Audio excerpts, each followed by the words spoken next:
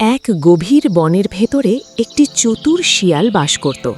সে খুব বুদ্ধিমান ছিল, কিন্তু তার একটি বড় দোষ ছিল। সে ছিল ভীষণ লোভী। একদিন খাবারের খোঁজে ঘুরতে ঘুরতে সে একটি পরিত্যক্ত খামার বাড়ির কাছে গিয়ে পৌঁছালো। সেখানে একটি অদ্ভুত মুরগি ছিল। শিয়ালটি ভাবল, আজ তো ভাগ্য খুলে গেছে। কিন্তু মুরগিটিকে ধরার আগেই সে হঠাৎ মাটিতে চকচকে কিছু দেখতে পেল। সে কাছে গিয়ে দেখে একটি সোনার ডিম। শিয়াল অবাক হয়ে গেল, এটা এখানে এলো কিভাবে? সে চারদিকে তাকিয়ে বুঝল ওই মুরগিটিই ডিমটি দিয়েছে। পরের দিন আবার লুকিয়ে এসে সে দেখল মুরগিটি আবার একটি সোনার ডিম পেড়েছে। এবার শিয়ালের চোখে লোভের ঝিলিক জ্বলে উঠল। সে ভাবল, যদি প্রতিদিন একটা করে পাই তাহলে তো আমি খুব ধনী হয়ে যাব।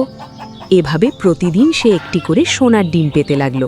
কিছুদিনের মধ্যেই সে অনেক সোনা জমিয়ে ফেলল, কিন্তু তার মন ভরল না।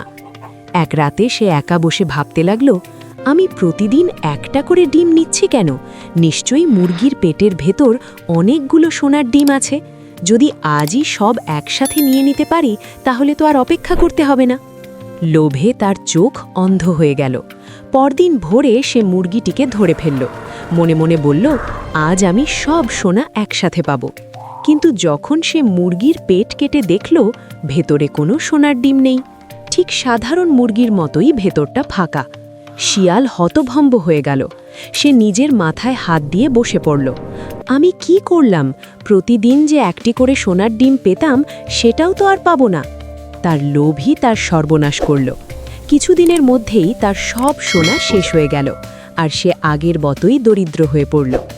বনের বাতাস যেন ফিসফিস করে বলল, অতিরিক্ত লোভ সব কিছু কেড়ে নেয়। শিক্ষা: অতিরিক্ত লোভ করলে যা আছে তাও হারাতে হয়।